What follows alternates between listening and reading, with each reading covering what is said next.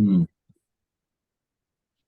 उठ जाग मेरे चैतन्य प्रभु, तू अजर अमर अविनाशी है।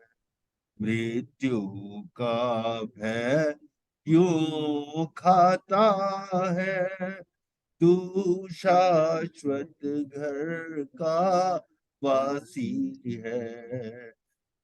जो मरता है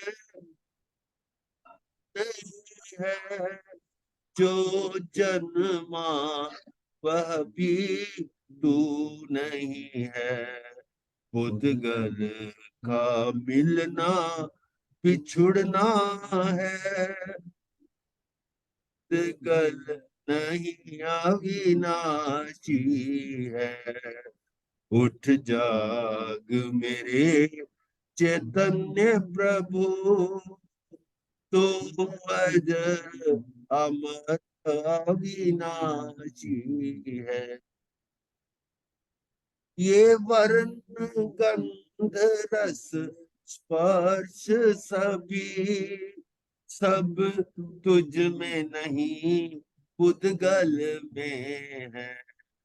हर अंधकार भी नहीं तुझ में, तू ज्योतिर्मय अविनाशी है।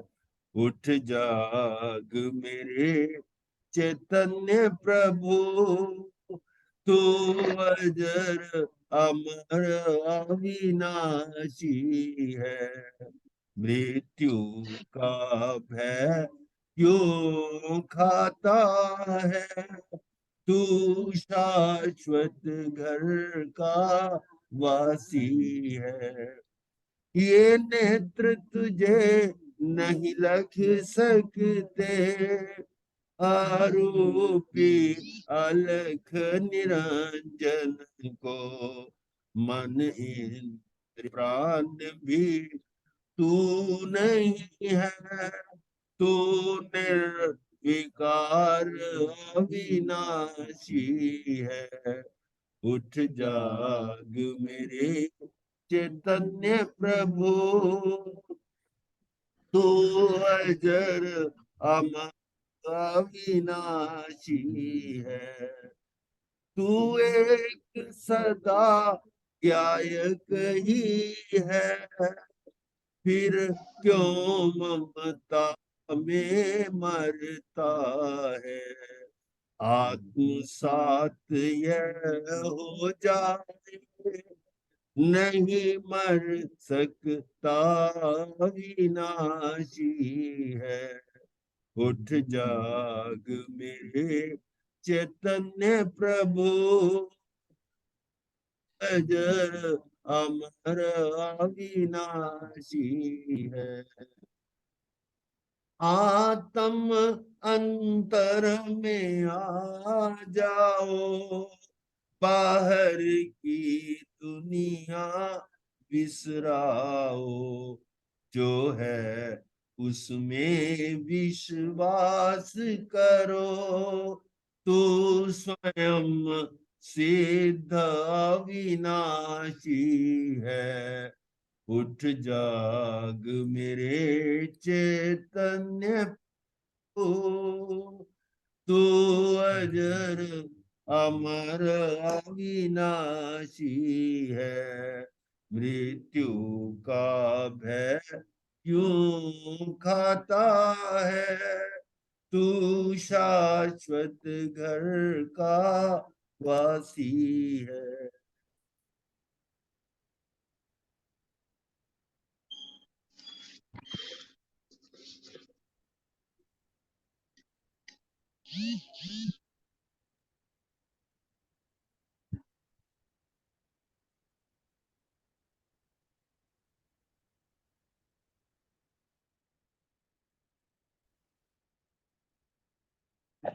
में प्रवचन सार का दूसरा स्कंद है, ज्ञेय तत्व अधिकार। वो उसमें हम चल रहे हैं आगे, तो उसके मध्य में ही चल रहा है ये। इसकी हमने बताया था कि 108 गाथाएं हैं। इसकी 108 गाथाएं हैं। तो अब जो है ना, इसके मध्य में हम आ गए हैं कि कर्ण से मलिन आत्मा जब तक शरीर आदि विषयों में ममत्व भाव को नहीं छोड़ता, तब तक बार बार अन्य प्राणों यानी द्रव्य प्राणों को धारण करता रहता है।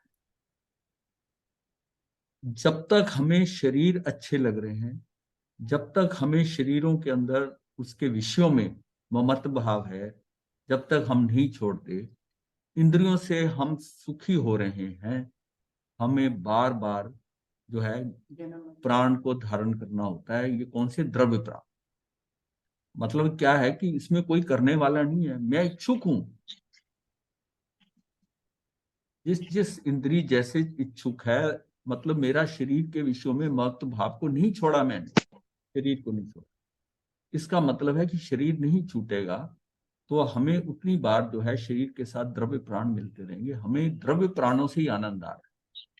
मतलब हम भाव प्राणों में जा ही नहीं रहे। भाव प्राणों से हमारा संबंध जितना बढ़ता जाएगा, द्रव्य प्राणों से हम छूटते जाएंगे। और द्रव्य प्राणों को जितना हम ठीक समझते हैं, अच्छा समझते हैं, उनसे जुड़ेंगे दसों दस प्राणों से, उसी हिसाब से हम उनके अंदर बार बार शरीर मिले।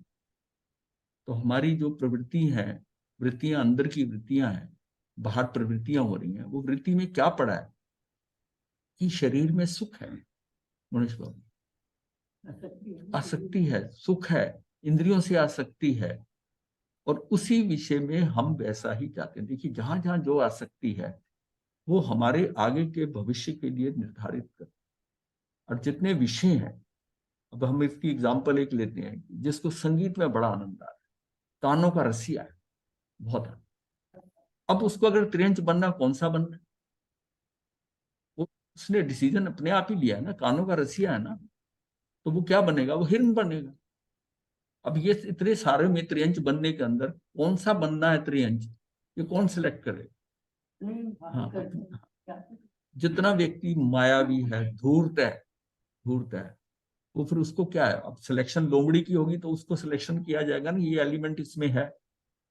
इसका मतलब यह है कि जितना ज्यादा अगर उसमें काम भावना ज्यादा है और वो पचेंद्रीय त्रियंच बनना है, तो हाथी बनेगा, हाथी बनेगा।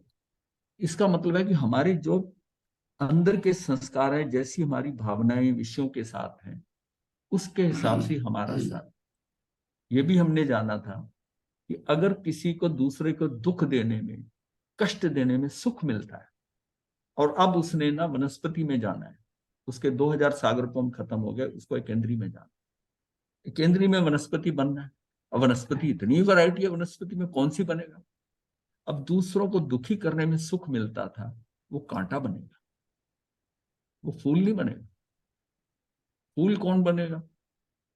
फूल वो बनेगा जो आया है केंद्रीय में, पर सुगंधित, सुगंधित, दूसरों को सुगंध देता है, दूसरों को मन को लुभाता है, दूसरे को अच्छा लगता है उस पौधे। कांटे को देख के दुखी होता है, चुभ भी जाता है दूसरों को। अब यह कि उसके कैसे कैसे भाव हैं, उस भावों से ही सारा कुछ हो रहा है। कैसे उसके प्राणों का प्रभाव है, किस कितने प्राणों को कर रहा है, उस सारे से ही सारा डिसीजन ऑटोमेटिकली हो जाता है। हमें हमें ये लगता है कि इसको करने वाला कोई है, ऐसा कोई नहीं है। ये सारा मेरा ही सारा रचित है। जाने अनजाने में मैं जहां जहां जैसा हो रहा है, मैं वैसे ही रचित। मेरा किसी को मारने का भाव है, मारने का भाव है, तो मैं उस पेड़ की लकड़ी, वो पेड़ बन जाऊंगा अगर केंद्रीय में जाता हूं, जो कि जिससे धनुष या बाण बनते हैं, जिससे हथियार बनते हैं, उधर बनता है, कुछ ऐसा है, उसमें चला जाऊं। मतलब बड़ा लॉजिकली डिसीजन होता है। ये किसी के साथ ऐसा अन्याय बिल्कुल नहीं है।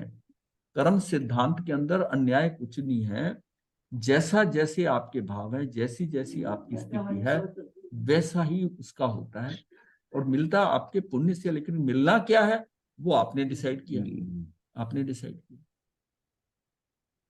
कि हमने क्या क्या भाव रखे। अब त्रियंचों में इतनी वैरायटी है, उसमें कहाँ जाना है? सबसे ज्यादा तो त्रियंची है ना, सबसे ज्यादा त्रियंचा, उसमें कहाँ किसने जाना है? और इतनी वैरायटी है कि दूसरों को डंक मारने में, दूसरों के कष्ट पहुंचाने में, दूसरों को दुखी कर कर अपना भोजन लेने में, उनसे अपना भोजन के लिए। वो दुखी करके भोजन कैसा है कि मच्छर बनो, उनका खून पियो, उनका सार सार लेकर, और उनको दुखी भी करो।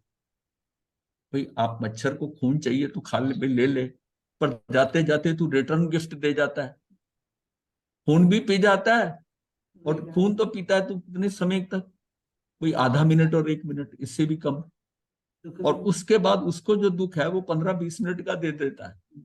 ये रिटर्न गिफ्ट होती है, जाते जाते दे जाता है और ले जाता है। तब तक बार बार अन्य प्राणों को धारण करता रहता है। इसके विपरीत प्राण धारण करने से कौन छूटता है? जो इंद्रिय आदि का विजय होकर उपयोग स्वरूप आत्मा का ध्यान करता है, वह कर्मों से बद्ध नहीं होता। जो कर्मों से बद्ध नहीं होता वो द्रव्य प्राण उसका पीछा कैसे कर सकता करना है मैथमेटिक्स ना। है?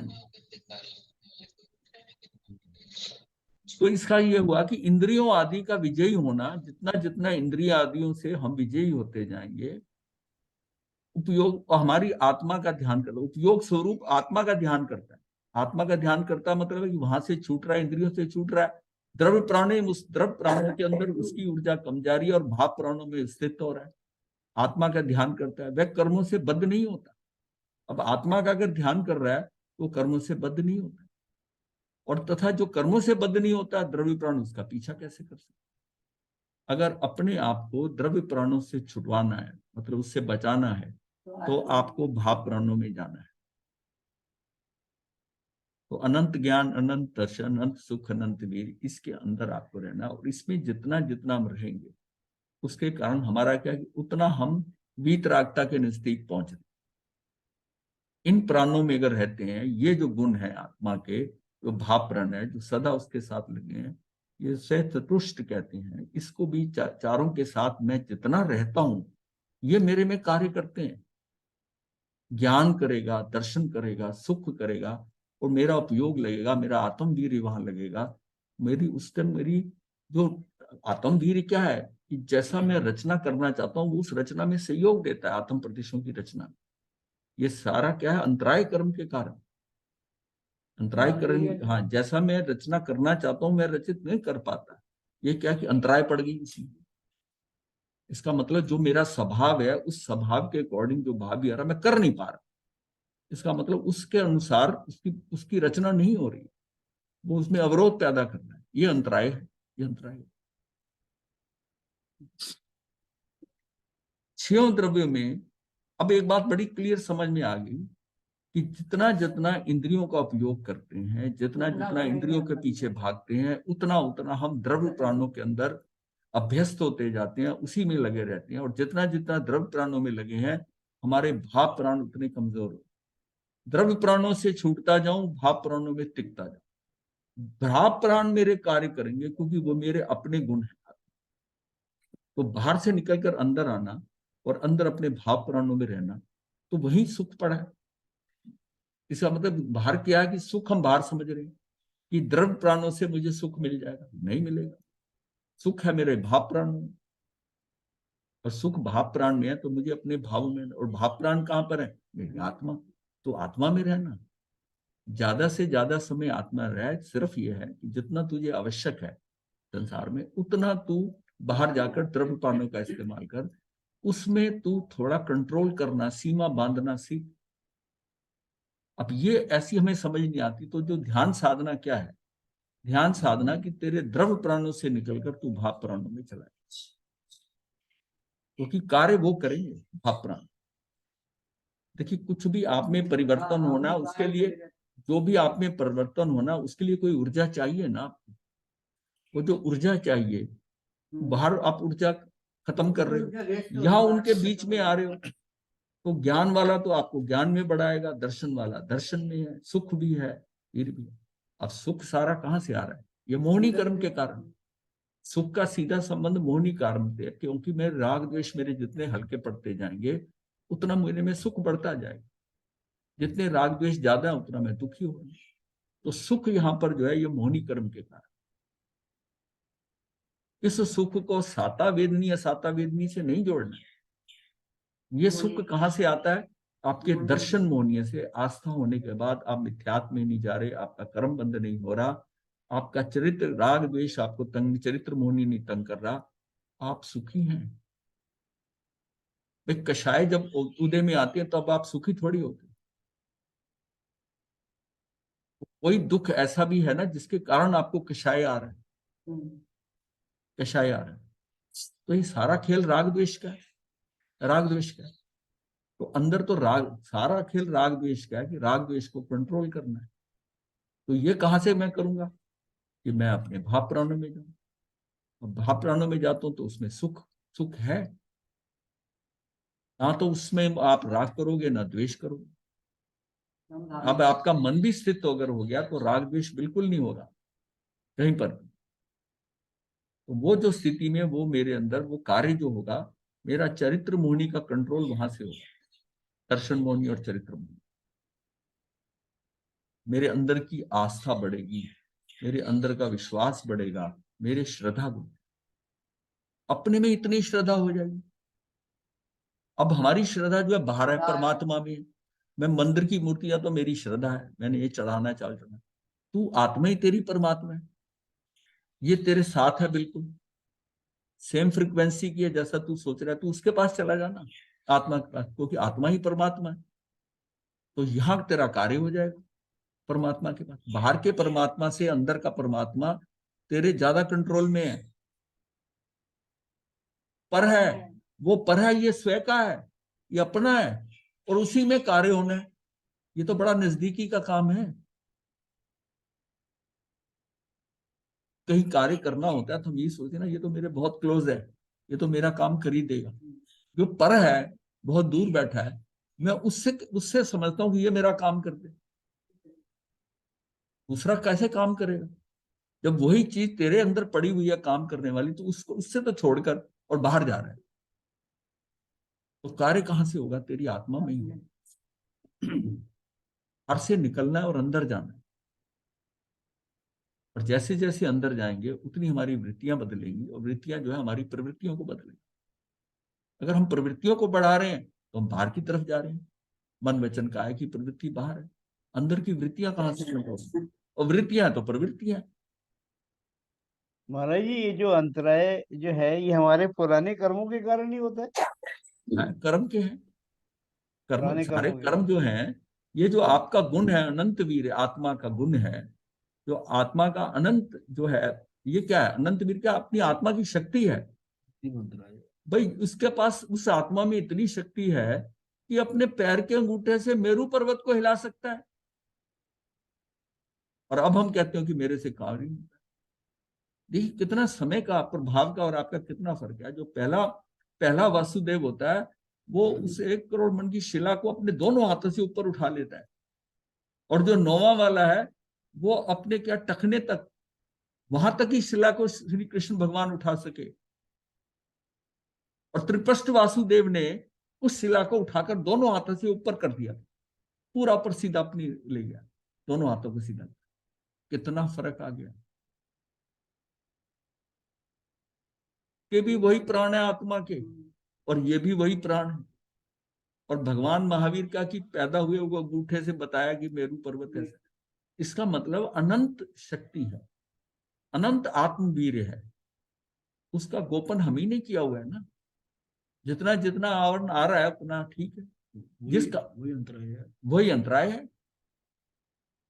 मतलब उसकी करने की जितनी शक्ति है, आत्मा के पास जितनी शक्ति पड़ी हुई है, उसका अवरोध करके मैंने कराना, उस शक्ति के ऊपर मैंने आवरण जो है वो उसको उसको मैंने पकड़ लिया, और अब मेरे से होता ही नहीं, अज्ञानता से। ये जो हमें दान लाभ भोग उपभोग ये जो है ना उपभोग, ये सारे जो है ना व्यवहार से बताए गए हैं। निश्चय में तो ये है कि मेरे अपनी शक्ति को, आत्मा को जिस तरह स्वभाव के अकॉर्डिंग मैं उसको कर रहा, मैं कर नहीं पाता, मैं उपयोग को वैसा यूज नहीं कर पाता। ये मेरा क्या है कि ये मेरा अवरोध हो रहा है उस जो मेरे अंदर अनंत शक्ति है।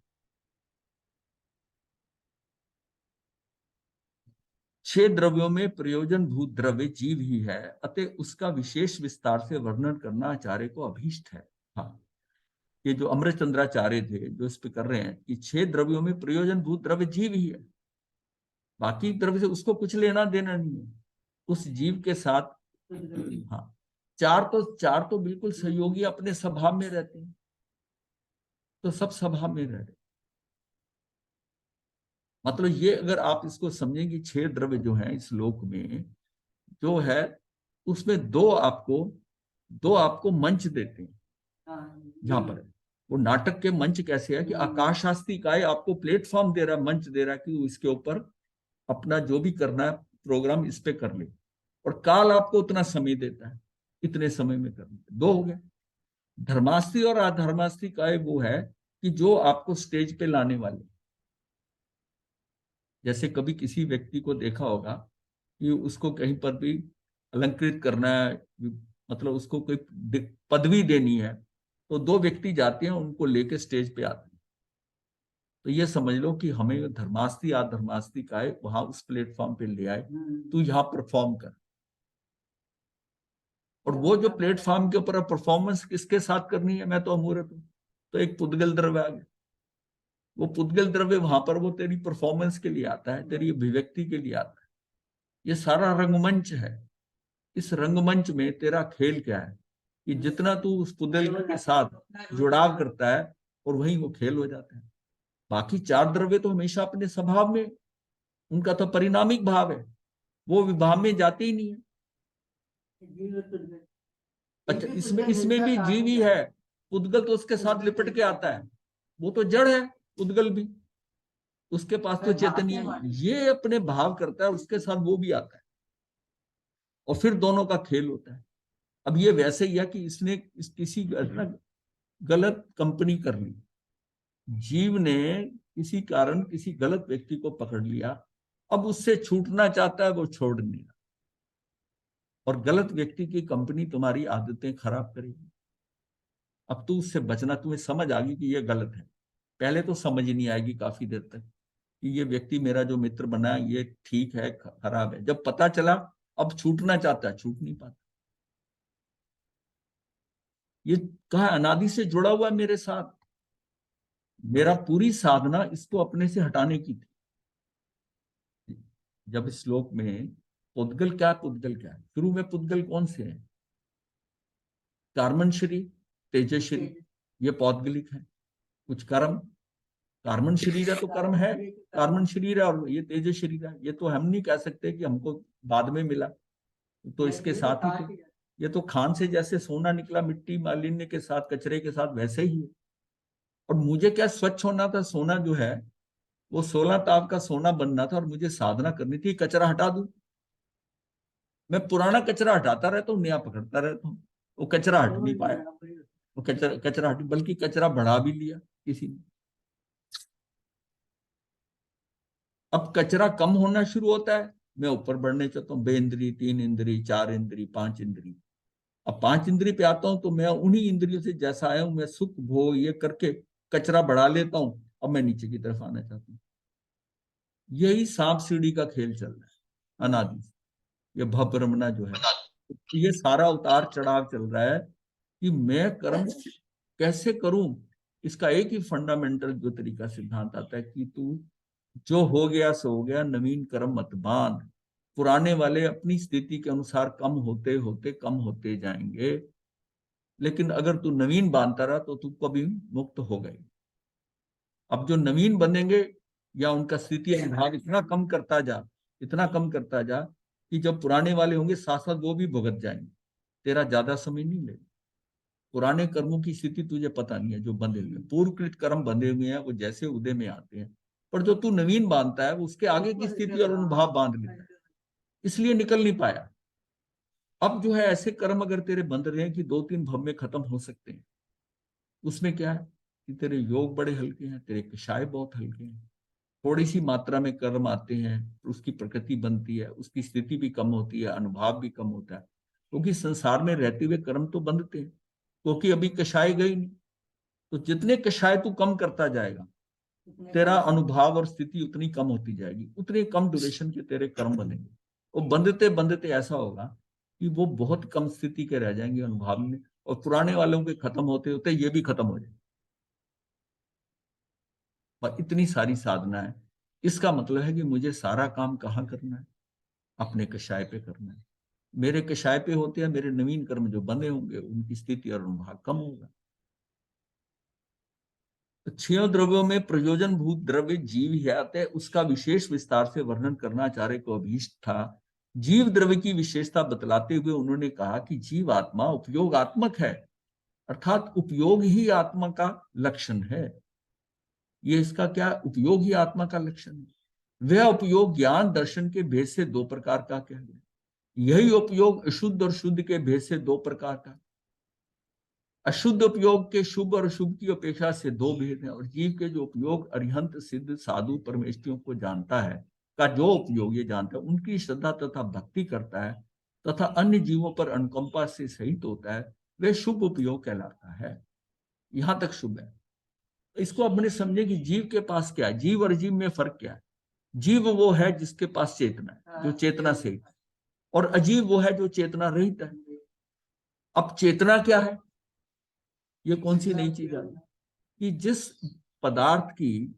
पदार्थ को कि ये सामान्य है या विशेष है, इसको जानने की जो शक्ति है वो मेरी चेतना है कि ये सामान्य है, यानी कि उसका क्या है, हाँ, उसका अनाकारो उपयोग हो गया और साकारो उपयोग हो गया। मतलब ये सामान्य है, ये विशेष है।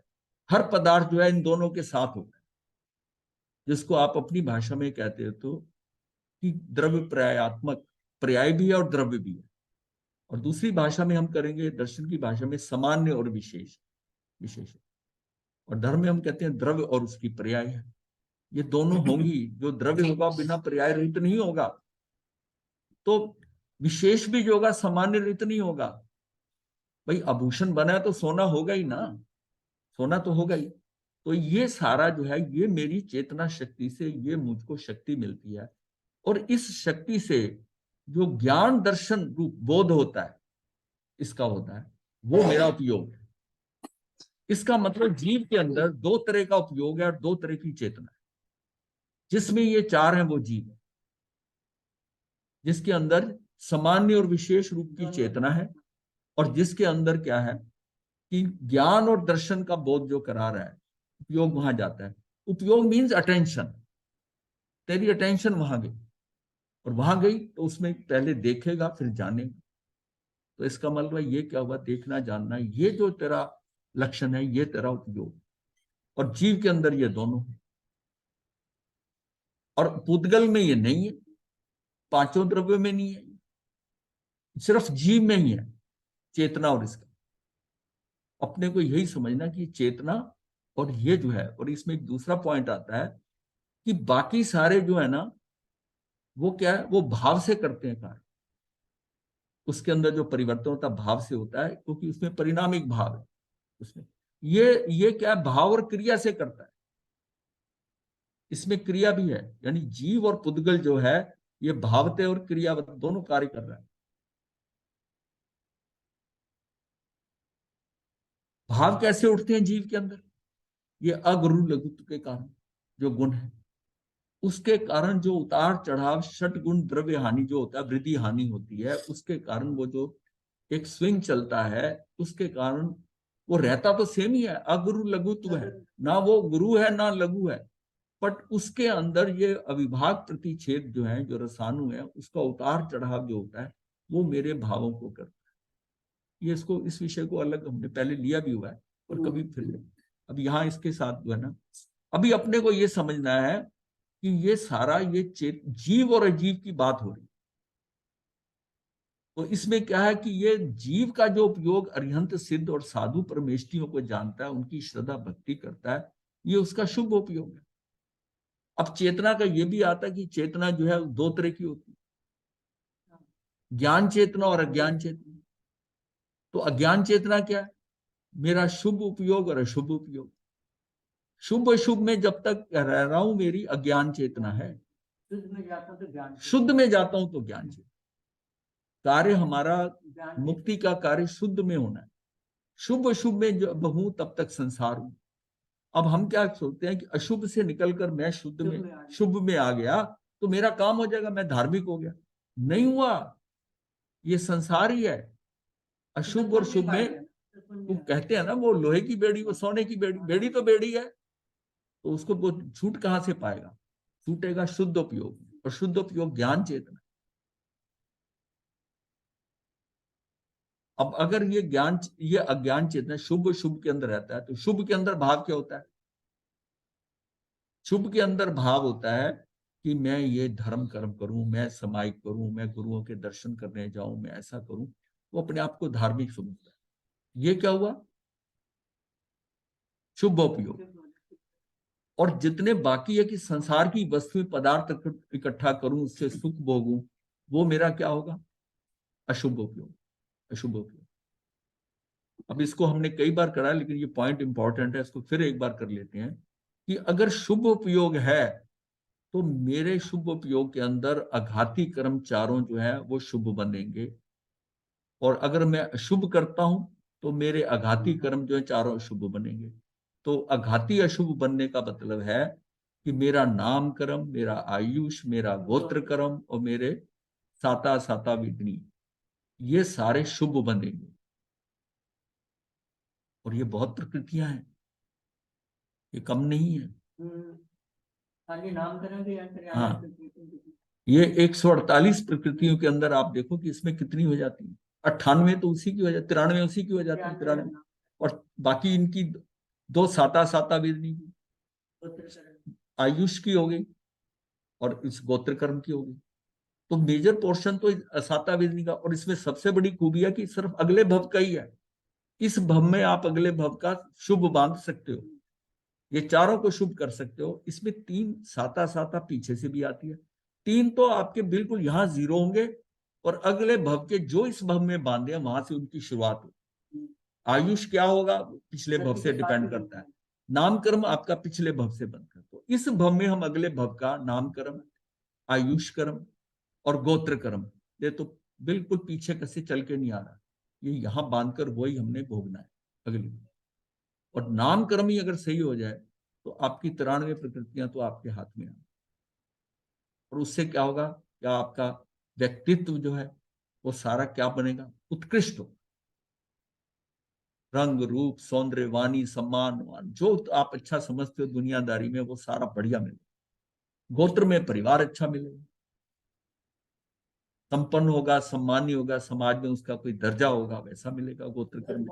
शुभ बन जाए हाँ, तो वो अशुभ गति में, अशुभ जाति में भी हाँ, सुख होना, गोत्र कर्म अगर बन जाता है तो शुभ बन जाता है। हाँ, नहीं, उसको जो कंपनी मिलती है ना, गोत्र क्रम किसी का परिवार के हिसाब से अच्छा नहीं, उसमें बहुत वैरायटी है। उसको साथी मिल जाता है, मतलब उसका गोत्र क्रम बड़ा है, वो कार्ल सौकरी कसाई का बेटा सुरेश बना, लेकिन उसके उसको उसको किसका साथ मिला? अभय कुमार का, और वो पुण्य श्रावक बन गया। कितना बड़ा परिवर्तन है, कितना बड़ा परिवर्तन है। हरिकेशी बल, वो भी चंडाल के घर पैदा हुआ। अब उसको उसको किसका सहयोग मिला? उसको उस दुमुही का मिल गया। साथ में क्या है? और दुमुही को देखकर उसका भाव हुआ कि इसको मार नहीं रहे, सांप को मार रहे, इसका मतलब ये किसी को कुछ कहती नहीं। वह इतने से ही उसका कल्याण हो गया। वहीं से उसको हो गया कि तू तू ऐसा भड़कना छोड़ दे। तो हरिकेशी बल जो है कहाँ कहाँ उसकी स्टेज, चंडाल कुल में पैदा हुआ, शरीर ऐसा बेडोल बेढंगा, तब भी जाकर सारी स्थिति के अंदर अपने आप को कहाँ का कहाँ ले गया। इसका मतलब कुछ अच्छा किया, कहीं पर कहीं कमी हुई। नामकर्म कमजोर था, बहुत ज्यादा नामकर्म कमजोर था, जिसका शरीर का ऐसा हालत, नामकर्म कमजोर है। अष्टावक्र नामकर्म के कारण ही है ना, लेकिन ज्ञान के हिसाब से क्या था? तो ये सारी चीजें ना इतना व्यवस्थित है, हम अपने नामकर्म को संभालें। और नामकर्म किसके ऊपर डिपेंड करता है? मन वचन काया की एक रूपता। बड़ा सिंपल मेथड है, जैसा आप सोच रहे हो वैसे ही बोल रहे हो, वैसे ही कर रहे हो, एक रूपता। और अविसंगता, मतलब किसी से झगड़ा नहीं, किसी का झगड़ा है तो वो सुलझा दिया। ये 4 से आपका नामकर्म बन जाता है। 4 से पहले 14 की कैटेगरी है, और 14 को आगे बढ़ाते बढ़ाते ये 93 तक पहुंच। तो नामकर्म हमने ठीक कर दिया। गोत्र कर्म क्या कि हमने मद नहीं किया, मद नहीं किया तो इसका मतलब है कि 8 तरह के मद हैं वो नहीं किए, उससे मेरा गोत्र कर्म सही होता है। गोत्र कर्म का सीधा उससे है। जिस जिस मैं अपनी क्वालिटी जो मुझको अच्छी मिली, अगर उसका मैंने कहीं पर अहंकार कर लिया या मान कर लिया, तो इस भव में किया मद अगले भव में हो जाएगा रद्द, वो ही नहीं मिलेगा वहां पर, तो ये भी दिक्कत होगी। तो एक तो तू यहाँ इस जन्म में किसी बात का जो तुझे उत्कृष्ट मिला है उसका तूने अहंकार नहीं करना। जो मिला है वो सहज कर्मों के कारण मिला है, आगे के कर्म खराब नहीं। तो ये उस गोत्र को हैंडल कर लिया, नाम कर्म को हैंडल कर लिया आपने। आयुष कर्म का भी ऐसे ही, आप किसी को कष्ट मत दो, किसी की साधना में रुकावट ना मान लो, किसी का कुछ प्रॉब्लम नहीं हो, साधु को गोचरी देते हुए कहीं पर अप्रासुक ना दो, या जैसा है वो सारा जो है, या अप्रासुक दे रहे हो तो कोई उसका रीजन होना चाहिए, कारण होना चाहिए। फिर भी इसका उसका वर्णन आया है व्याख्या प्रकृति में कि उसका थोड़ा सा बंद होगा जो पाप है, लेकिन उसको पुण्य बहुत ज्यादा हो जाए। ये सुपात्र दान के अंदर लिया। इसका मतलब है आयुष भी कंट्रोल है, किसी को दुखी नहीं करना, कर्कश नहीं करना, किसी का मन, किसी के द्रव प्राणों की हिंसा नहीं करनी, यानी कि किसी को जान से नहीं मारा, पर आपने ऐसी चुपती बात कर दी उसमें डिस्टर्ब रहा, आपने ऐसी बात कर दी कि 2-4 घंटे वो तिल मिलाता रहा, तो उसने आपने उसकी आयु को कम कर दिया ना। वो जो 4 घंटे वो खुशी से बिता सकता था, उसकी आयु के आपने छीन लिए, तो दुखी होता रहा, वो इफेक्ट करेगा आपकी आयुष को। किसी को दुखी करने की जरूरत नहीं। और वो दुखी क्यों नहीं होगा? आपकी मन वचन काय की अगर एक रूपता है और अविसंगता है, तो आपको किस संवाद, किसी के साथ ऐसा अविसंवाद नहीं हो रहा आपका, तो बस ठीक है। कहीं झगड़ा नहीं, किसी के साथ ईर्ष्या नहीं, किसी के साथ कुछ नहीं, सहज भाव में जिंदगी जीते। तो हमने क्या करा कि घाती कर्म इतने परफेक्ट बांध लिए कि हम यह काम करेंगे, लेकिन शुभ करने से क्या हुआ, घाती अशुद्धि होती, ये बंध जाते हैं, ये मेरी वीतरागता को दूर करते हैं। ये बात बड़ी क्लियर समझ में आ जानी चाहिए कि शुभ करते हुए, क्रिया करते हुए मेरे अघाती कर्म बहुत अच्छे बन जाएंगे, लेकिन मेरा घाती तो अशुभ ही बंधेगा। सिर्फ है जब शुभ करता हूं तो हल्के बंधते हैं, अशुभ करता हूं तो घाती कर्म जो है वो कर्कश बनेंगे, वो ज्यादा लंबी स्थिति और अनुभव के होंगे, दुखी करेंगे। लेकिन शुभ करते हुए भी मेरे ये घाती कर्मों में इजाफा हो रहा है, ये बढ़ रहे हैं, इसका मतलब मेरी वीतरागता दूर हो रही है। अब ये बैलेंस आपको बनाना है, अशुभ करना नहीं, शुभ कितना करना है, और इसमें ज्यादा से ज्यादा शुद्ध में चला जाऊं तो मैं इससे बच जाऊं। ये मेरी कर्म चेतना है, और इसका फल भोगना वो कर्म फल चेतना है, और वो ज्ञान चेतना है। मैं कुछ ना करूं, शुद्ध उपयोग। तो ज्यादा से ज्यादा समय मैं अपनी आत्मा पे निकालूं, शुद्ध उपयोग रखूं, वह अपने में रहूं, अपने में रहूं, अपने भाव प्राणों में रहूं।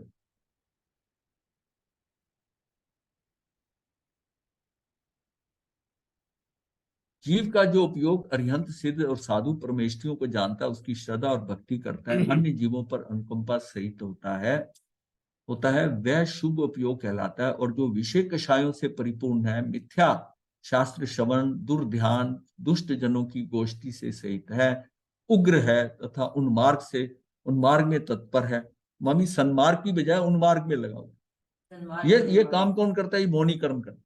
मोहनी कर्म आपको विपरीत लेके जाए।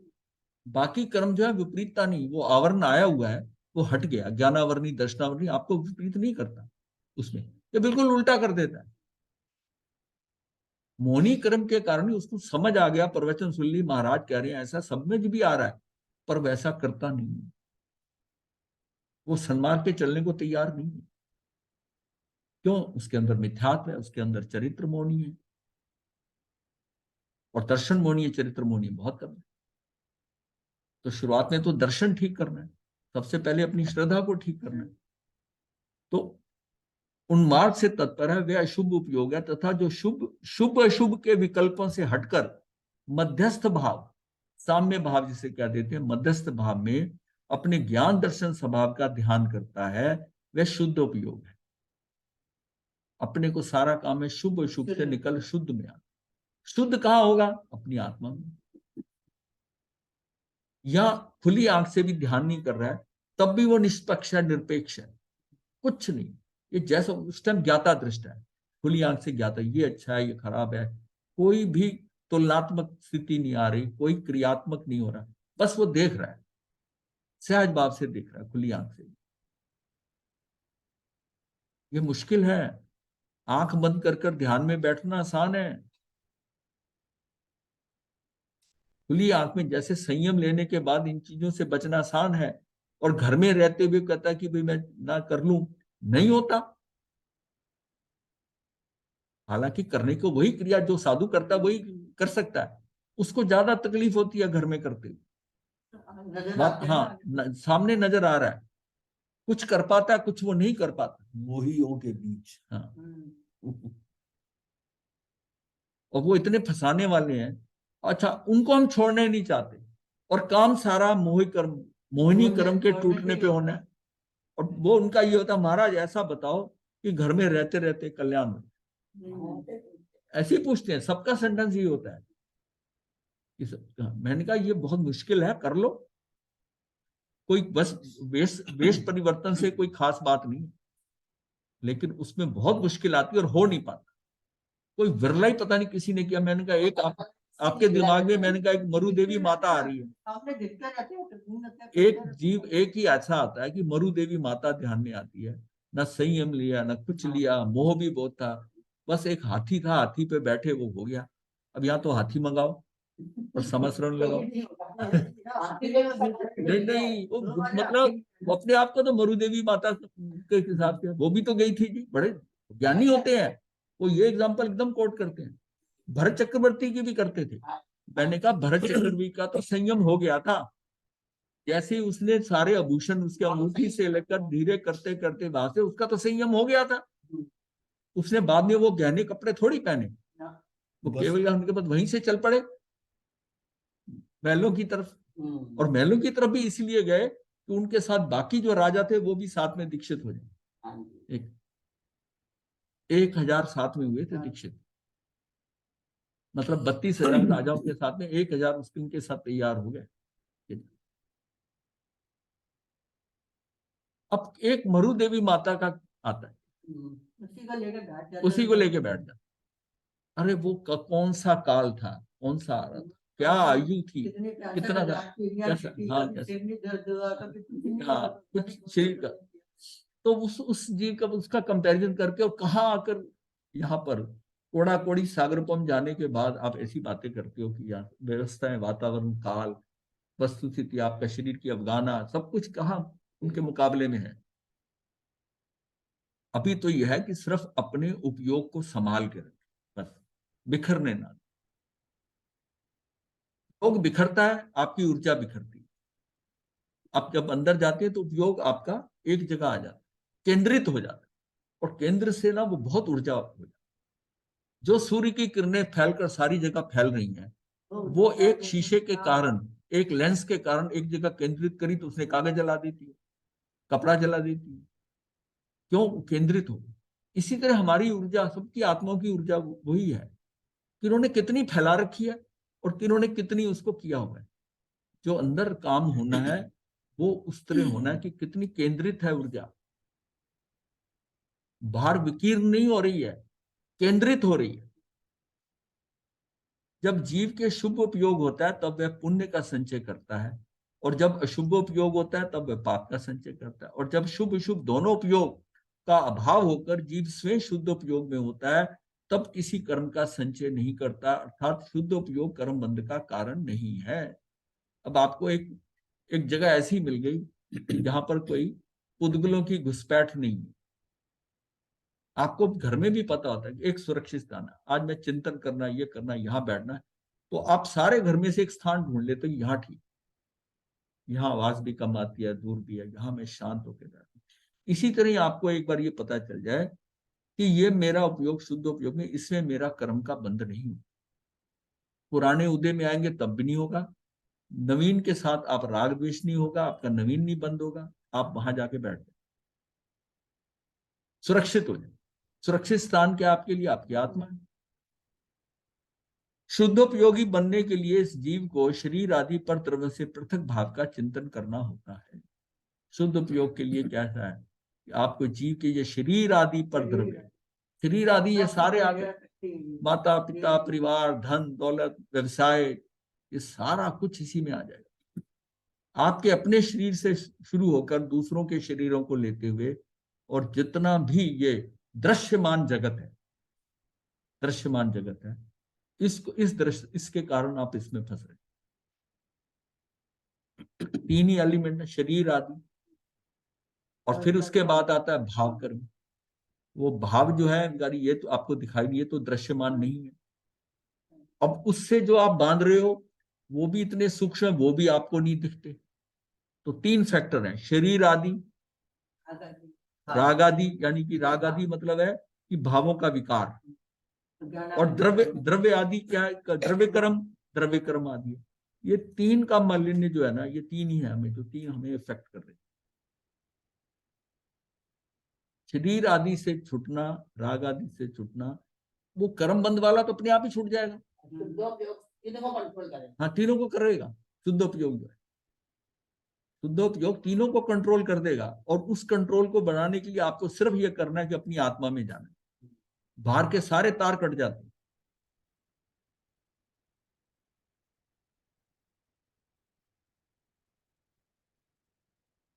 ऐसा चिंतन करना चाहिए कि मैं शरीर नहीं हूं। अब जो है डिस्कनेक्शन वाली बात आ रही। मैं अगर वहां जाता हूं तो मैं अपने सारा प्रॉब्लम क्या है कि पौद्गलिक कनेक्शन जो है आत्मा के साथ निमित्त नैमित्तिक संबंध हो रहा है। निमित्त कौन सा है? ये शरीर है। और मेरे अंदर जो भाव आ रहे हैं राग द्वेष के, वो नैमित्तिक है। ये क्योंकि ये दो द्रव्य हैं, इसमें कर्ता कर्म का नहीं आएगा, क्योंकि वो एक ही द्रव्य में होता है। ये दो द्रव्य हैं, एक शरीर पुद्गल का है, पौद्गलिक है, उसके अंदर उसके पास ही कार्बन शरीर है, उसी में कर्म उदय में आ रहे हैं, पूर्वकृत कर्म उदय में आ रहे हैं, भावों का परिवर्तन होता है, नए कर्म भी बन रहे हैं, वो भी उसी के साथ जुड़े हैं। सारा पौद्गलिक खजाना आपका जो आहार डाल रहे हो अपने अंदर, जो विचारों से हो रहा है, सब कुछ हो रहा है, वो पौद्गलिक सारा एक सेटअप है। और एक आपका जो है आत्मिक सेटअप है इधर है। ये आपको बचा के ले जाता, अगर आप उससे लिंक छोड़ दो। स्पर्श गुण दोनों का है नहीं है, इसलिए ये कनेक्शन तो बहुत आसान है, सिर्फ आपको अपनी दृष्टि वहां से हटाकर अपने अंदर लानी।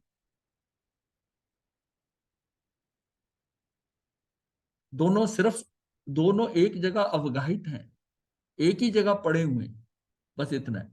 पर दोनों स्पर्श नहीं कर रहे आपस में, एक दूसरे का कुछ स्पर्श नहीं कर रहे। इसका मतलब मैं अपनी अटेंशन को अंदर रख लेता हूँ, मैं अपने उपयोग को अंदर रख लेता हूँ, बट डिसलिंक। तो मुझे तो अपना उपयोग संभालना है, उपयोग को संभालना, मैं उसमें जाता हूँ। उपयोग वहां जाता है, मैं डिस्कनेक्टेड हो गया, मैं अपने भाव प्राणों में आ गया, द्रव प्राणों से लिंक टूट गया। दसों के दसों 10 प्राणों से लिंक तोड़ लिया, सिर्फ वहां श्वासोश्वास चलेगा। श्वासोश्वास चल रहा है ना, आयुष भी चल रहा है, पर ये हमें इफेक्ट नहीं करे 10 में। 8 का तो कंट्रोल है, 8 का कंट्रोल है। अब ऐसा चिंतन करना चाहिए कि मैं शरीर नहीं हूं, मन नहीं हूं, वाणी नहीं हूं, तथा इन सबके जो कारण है मैं उनका करता हूं, ना करता हूं, ना ही उनका अनुमोदना करता हूं, क्योंकि ये सब उद्गल द्रव्य के परिणमन है। उनका करता मैं कैसे हो सकता हूं? ये भाव निकाल दीजिए कि कर्मों का कर्ता मैं हूं। आप कर्म को कर नहीं सकते, वो कर्म जो है वो दूसरा द्रव्य है, आप अलग द्रव्य हो। ये अत्यंता भाव के कारण आप एक द्रव्य दूसरे द्रव्य का कार्य नहीं करता, वो अपने कारकों से कार्य हो रहा है, उसमें इसके अपने कार्य से कर्ता कर्म करण, ये जो है संप्रदान अप्रदान, ये सारा जो है इसके अपने उसके अपने, और यही कार्य करते हैं, यही कार्य करते हैं, यही कार्य करते हैं। ये मेरे अपने ही अपने कारक हैं। इसका मतलब एक द्रव्य दूसरे द्रव्य का कुछ कर नहीं सकता। तो फिर इसमें मैं उनका फिर करता भी नहीं हूं। हमारे साथ भूल क्या हो रही है? मैं कर नहीं सकता, पर मैं मान रहा हूं कि मैं करता हूं, ये मेरा मिथ्यात्व है, इसलिए मेरा कर्म मेरा बंध जाता है। अगर ये मैं मान के चलूं मैं नहीं कर सकता, राग द्वेष मैं नहीं कर सकता, वे दोनों ही फैक्टर है ना। यही हमें लग रहा है कि राग द्वेष मैं कर रहा हूं, राग द्वेष मैं नहीं कर रहा। ऐसा मान लेता हूँ ना, हाँ, ऐसा राग द्वेष मैं नहीं कर रहा, नहीं कर रहा, क्योंकि इसमें क्या है, इसमें फीलिंग क्यों आ रही है कि राग द्वेष जो कर रहा है, इसमें वो राग द्वेष जो हो रहे हैं, ये उसका एक ही माध्यम है। उसमें तो कर्म का, उसमें तो पुद्गल था। अब इसमें क्या है कि ये माध्यम है, लेकिन इसमें बात आती है कि तू कर नहीं सकता, तू उस समय अपने स्वभाव में नहीं, तू विभाव में है। और विभाव कैसे आया? कर्मों के कारण आया। जो पुराने कर्म है वो तुझे द्रव्य कर्म के उदय में तेरे भाव कर्म बदले, तू विभाव में गया, तो उसमें उसको बचा दिया कि तू, इसमें तेरा दोष नहीं है, तू तो उसके उसके कहने पे तूने किया है। तो इसमें दूसरा चैप्टर आ गया, इनडायरेक्ट आ गया। हाँ, इनडायरेक्ट है।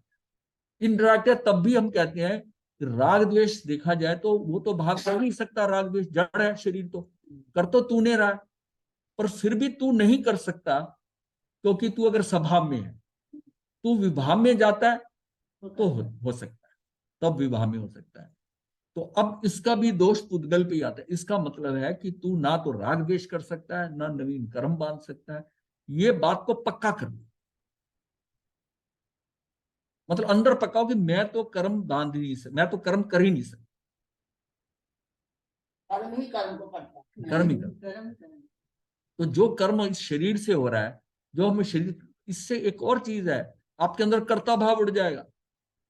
मैं तो ज्ञाता दृष्टा, अगर मेरे हाथ से कुछ किसी का हो भी गया किसी कारणवश, तो मैं तो माध्यम, मैं तो कर ही नहीं सकता, तो मेरे अंदर का कर्ता भाव गया, ये मुझे सम्यक दर्शन के बहुत नजदीक ले जाएगा। करता गया तो भोगता भी गया। हाँ, वक्ता भी गया, तेरे अंदर से कर्ता भाव निकल जाएगा, तू करने वाला है ही नहीं, तू कर ही नहीं सकता, तू कुछ कर ही नहीं सकता, तू मात्र ज्ञाता दृष्टा है, तू कर्ता नहीं बन सकता। ये तेरा मिथ्यात्व है, तेरी मिथ्या दृष्टि है, तू ये समझ रहा है कि मैंने करा उसको, मैंने अपने परिवार को संभाला, मैंने समाज में संभाला, मैंने ऐसा किया, मैं नहीं होता तो ऐसा नहीं होता। अहंकार तो कुछ हाँ, कर रहे हैं। वो अहंकार भी हो रहा, सारा कुछ हो रहा है, गड़बड़ हो रही है, सारा कुछ गड़बड़ हो रही है, क्योंकि राग द्वेष में सारे ही आ गए। मतलब कहां से हमने शुरू करना है? ये शरीर मेरा नहीं है, इसके साथ मेरा लगाव है, ये शरीर मेरा नहीं है, मुझे इसके साथ नहीं जोड़ना है, ये मुझे फंसाने वाला, मतलब इसकी कंपनी बहुत खराब है, गलती से बंध गई है, अब कैसे भी गलती हो गई है, इसके साथ ज्यादा नहीं जाना, इससे अपनी जान बचानी, ये पौधगलों से अपनी जान बचानी शुरू कर छोड़िए, तब हमारा कल्याण हो। जितना जितना हमारा इनके साथ संबंध है, अनुराग है, इन पुद्गलों के साथ, खाने से लेकर, पहनने से लेकर, सजने से ऊपर, जितना ये दृश्यमान है, अगर इनके साथ हमारा लगाव है तो पुद्गलों से लगाव है, ये छूटेंगे। वो तो तैयार बैठे हैं पकड़ने को आप, हाँ, हमारे भावों की देर है। तो आपको तो उसको त्यागना है। मतलब एक अच्छी चीज सामने नजर आई है और उसको आपने आंखें बंद कर ली,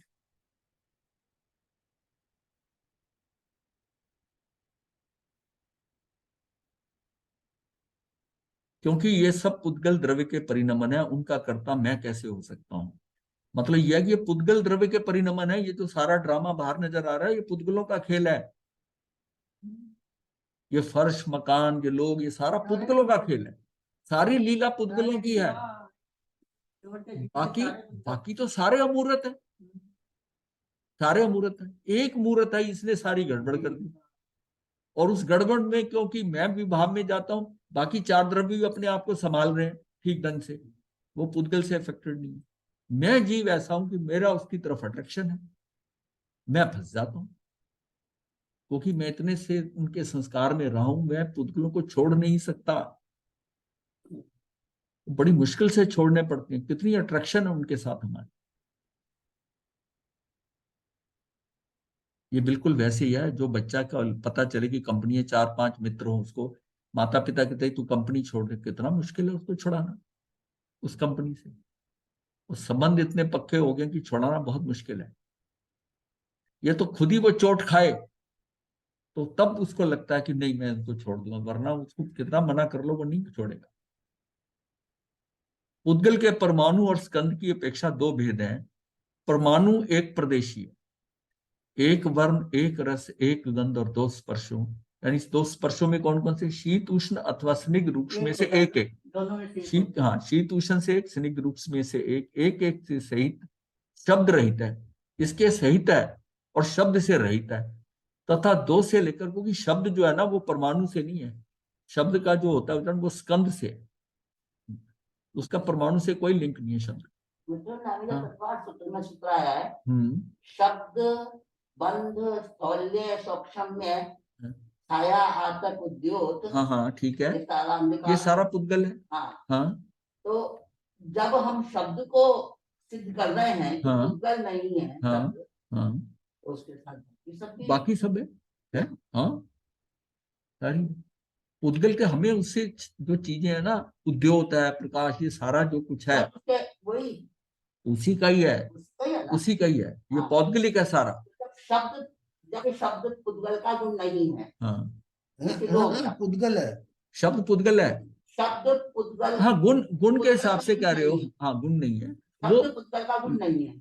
पुद्गल नहीं है, परमाणु पुद्गल से तो है, शब्द तो पौद्गलिक है, वो उसकी अलग वर्गना है उसमें वो। हाँ, शब्द परमाणु का गुण नहीं है। हाँ, परमाणु का गुण, शब्द परमाणु का गुण परमाणु नहीं का है, गुण नहीं है, पर्याय है। इसीलिए हम उसको वर्ण गंध रस स्पर्श कहते हैं। हाँ, हाँ। वो आगे पर्याय है। शब्द पुद्गल की पर्याय है, हाँ ठीक है, तो परमाणु की पर्याय परमाणु है, की गुण पर्याय। नहीं। हाँ तो बाकी तो शब्द के साथ जितने सारे नाम आए हैं हाँ, सब पे लागू होगी ना ये बात। बाकी सारी चीजें भी लागू होगी।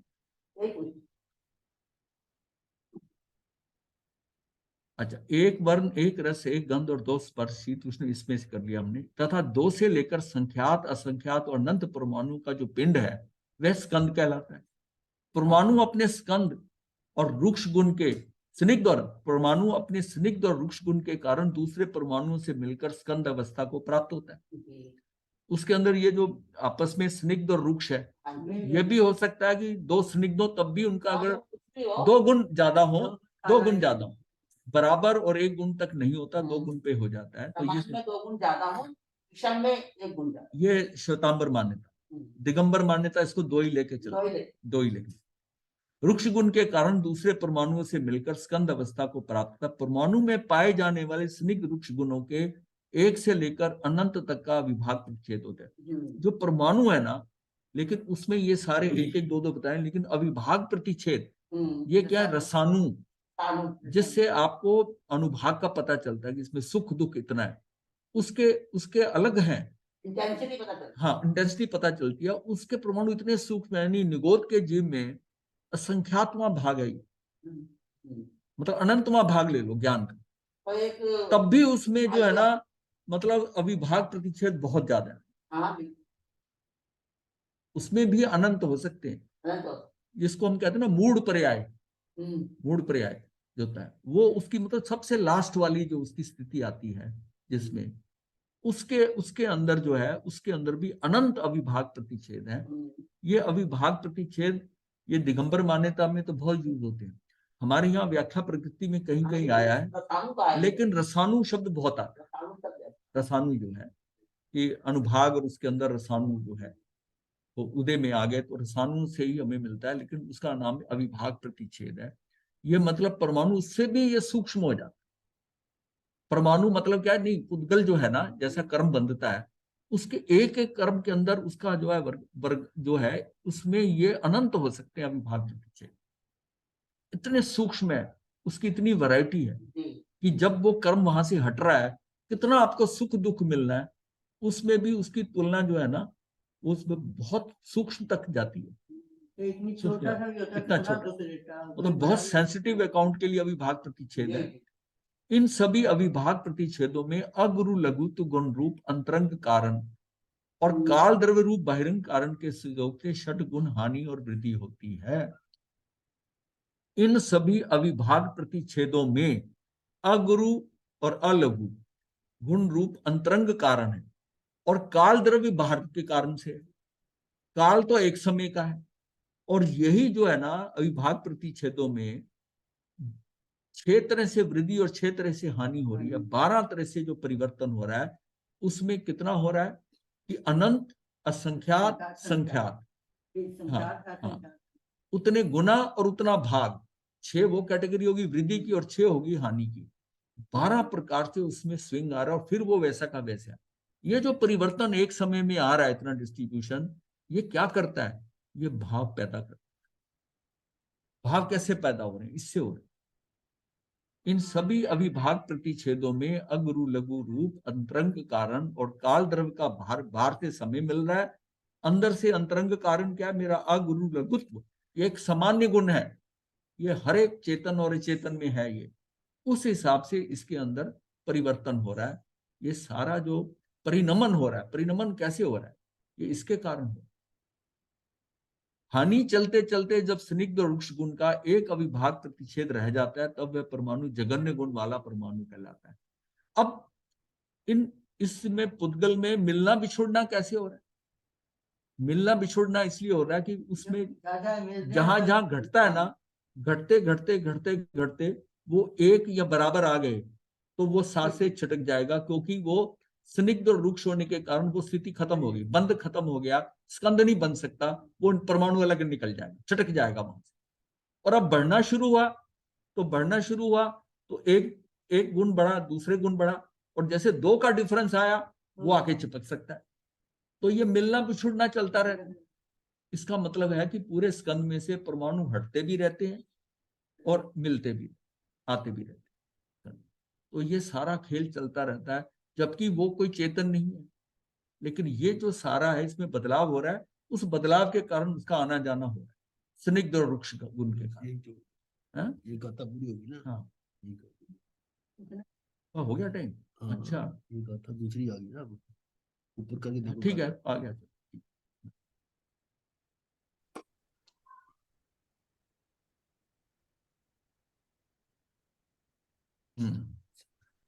किसी ने कोई प्रत्येखान लेना है? गुरुदेव व्यास ने कहा ना प्रमाण बोस रे वो फिर महाराज जी काश ने कहा ना प्रमाण बोस रे बोस। आज का तो समझ में कोई ऐसा डिफिकल्ट था नहीं, सिर्फ ये महाराज जी आई मिल करवा दो। धारणा प्रमाण बोस रे। मैं इसलिए जल्दी बंद नहीं करता, मुझे पता है सब एक एक बार सबको ध्यान आ रहा है। गुरुदेव एक आशना करवा दो। धारणा प्रमाण बोस रे। हाँ जी, और किसी का रह गया? हाँ जी, अभी सिर्फ मथुबंदा महाराज जी, शिविर में सुबह भी आ सकते हैं ना? कहाँ पर शिविर में कितने बजे तक आ सकते हैं? सुबह 8 बजे तक, 8 बजे शुरू हो रहा है शिविर की बात कर रहे हैं आप? हाँ जी, हाँ जी, ठीक है, 8 बजे से।